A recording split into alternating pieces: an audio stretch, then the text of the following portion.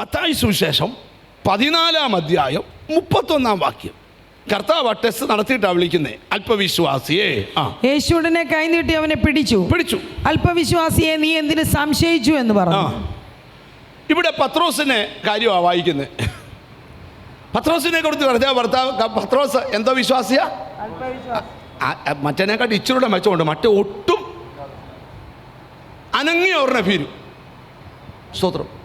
ബ്രദറെ, കുഞ്ഞ് മെഡിസിന് പഠിക്കുക. ഇന്ന് രാവിലെ തൊട്ട് വൊമിറ്റിങ്. എനിക്കങ്ങ് തല കറങ്ങുന്നു. എന്തുവാ? കൊച്ചിനവിടെ വൊമിറ്റിങ് വന്നപ്പോൾ അമ്മയ്ക്കിവിടെ പേര് വിശ്വാസി. സത്യം പറ, വിശ്വാസമുണ്ടോ? ഭീരുവായി മാറുക ഉണ്ടെന്നില്ല. സ്തോത്രം. ഞാനിപ്പോഴും ഓർക്കുന്നു, ഈ കഴിഞ്ഞ ദിവസം ഒരു അപ്പനും അമ്മയും കൂടെ അവരുടെ മോനെയും കൊണ്ട് എൻ്റെ അടുക്ക പ്രാർത്ഥിക്കാൻ വന്നു. ആമീൻ, സ്തോത്രം. മോന് നല്ല ഭാവി കിട്ടാനാണ് പ്രാർത്ഥിക്കാൻ വന്ന്. ഉടനെ മോൻ എന്നോട് പറഞ്ഞു, എൻ്റെ പൊന്നു പാസ്റ്റർ, എനിക്ക് ഭാവി ഇച്ചിരി കുറഞ്ഞാലും വേണ്ടിയില്ല, ഈ അപ്പനും അമ്മയ്ക്ക് വേണ്ടി ഒന്ന് പ്രാർത്ഥിക്കരുത്.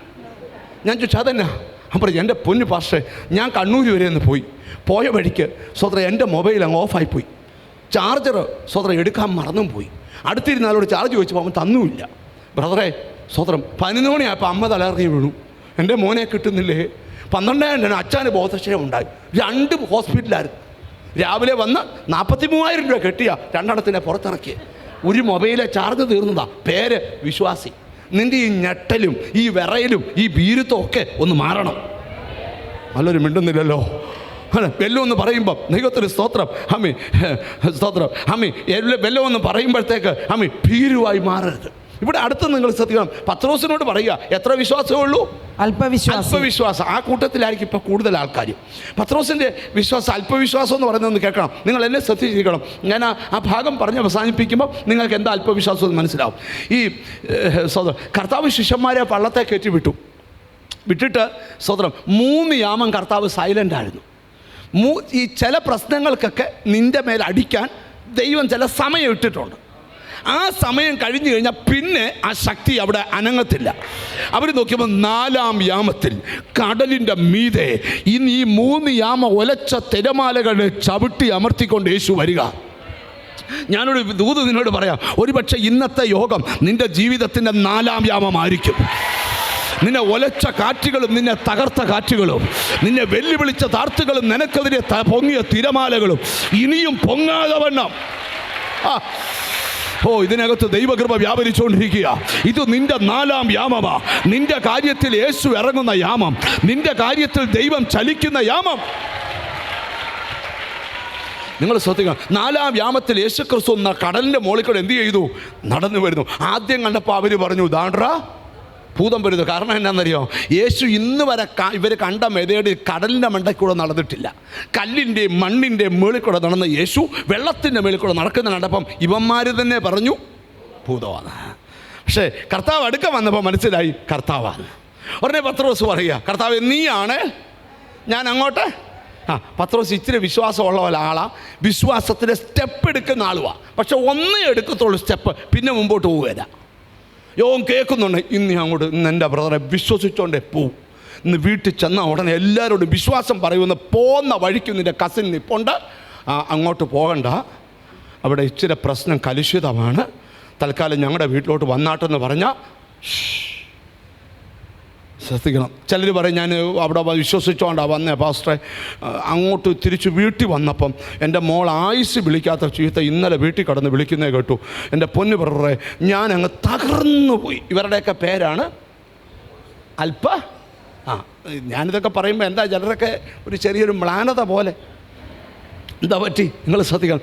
പാസ്റ്ററെ, ഞാൻ വിശ്വസിച്ച് പാസ്റ്റർ ദൂത് പറഞ്ഞതാണ്. സ്തോത്രം, നിൻ്റെ കറ്റ എഴുന്നേറ്റ് നിൽക്കുവന്നു. ഇപ്പം എന്താ, ഞങ്ങൾ പൊട്ടക്കുഴിക്കകത്ത് കിടന്നു കാലും കഴിയിട്ട് അടിക്കുക. ഈ കള്ളപ്രവചനത്തിൻ്റെ പുറകൊന്നും ഞങ്ങളില്ല എന്ന് യോസഫ് പറഞ്ഞില്ല. ഈ കുഴി ഉയർച്ചയ്ക്ക മിണ്ടുന്നില്ല. ദൈവത്തിന് നിന്നെ ഇരുത്താൻ അറിയാം. ദൈവത്തിന് സ്തോത്രം. നിനക്കെതിരെ ചിലർ രേഖ എഴുതുവാൻ നീ ഒന്ന് മനസ്സുറപ്പിച്ച് മുട്ടേ നിന്നാൽ എഴുതിയവന് നേരെ കഴുകുമഴ തിരിയും. സാഹചര്യങ്ങൾക്കെതിരെ വിശ്വസിക്ക്. ശ്രദ്ധിക്കണം. അപ്പോൾ ഇവൻ കർത്താവിനോട്, കർത്താവ് നീ ആന്നേ ഞാൻ അങ്ങോട്ടൊന്ന് വരട്ടെ. ഉടനെ കർത്താവ് പറഞ്ഞു, വരിക. കർത്താവിൻ്റെ ഒരു പ്രത്യേകത, ഞാനൊരു സ്റ്റെപ്പ് എടുക്കട്ടെ എന്ന് ചോദിച്ചാൽ കർത്താവ് നോ പറയത്തില്ല, എടുത്തു. ഒരു സ്റ്റെപ്പ് എടുത്തു, ആദ്യം ചവിട്ടിയപ്പം പാറപ്പുറത്ത് പോലെ, രണ്ടാമത് ചവിട്ടിയപ്പോൾ സ്പോഞ്ചിൻ്റെ പുറത്ത് പോലെ, പിന്നെ ചവിട്ടിയപ്പം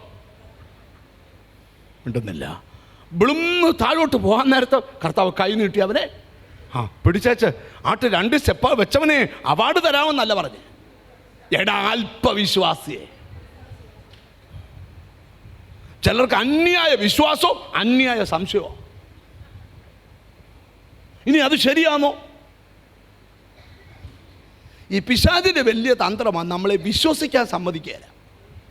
നമ്മൾ എങ്ങനെയെങ്കിലുമൊക്കെ വിശ്വസിച്ച് യായിറോസ് അന്ന് എങ്ങനെയെങ്കിലും വിശ്വസിച്ച് കാല് പിടിച്ച് ഈശോ എങ്ങോട്ട് പോയപ്പം ആൾ വരിക, ഇനിയും ഗുരുവിനെ അസഹപ്പെടുത്തണ്ട, സ്തോത്രം, ഞങ്ങൾ ഈ അടക്കത്തിൻ്റെ ഡേറ്റും തീരുമാനിച്ചു, ഞങ്ങൾ കൊച്ചിൻ്റെ ഫോട്ടോ ഭിത്തിയെ പതിപ്പിച്ചിട്ടുണ്ട്, അതുകൊണ്ട് ഇനി യേശുവിനെ തിരിച്ചു വിട്ടേരും, പിന്നെ അങ്ങോട്ട് പോയിട്ട് ദൈവനാമം കൂടെ അപമാനിക്കേണ്ട. അങ്ങനെയൊക്കെ വലിയ ബിരുദന്മാരുണ്ട്. ദൈവനാമം അപമാനിക്കാതിരിക്കാൻ വേണ്ടി ഞങ്ങൾ ഇനി യേശുവിനെ അങ്ങോട്ട് കൊണ്ടുപോകണ്ട, യോഗം ഒന്നും വെക്കണ്ട, നമുക്ക് ആ പരിപാടിയൊക്കെ നിർത്താം, ഏതായാലും അച്ഛൻ അങ്ങ് ഇറങ്ങി തിരിച്ചു, തെറ്റായിപ്പോയി, ഇനിയേലും ബോധം ഉണ്ടായിട്ട് തിരിച്ചു പോകാമെന്നൊക്കെയാണ് ചിലർ പറയുന്നത്.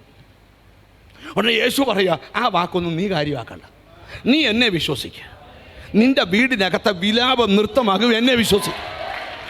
നാട്ടുകാർ മുഴുവൻ പറയാം നടക്കത്തില്ല, നീ പറയണം നടക്കും.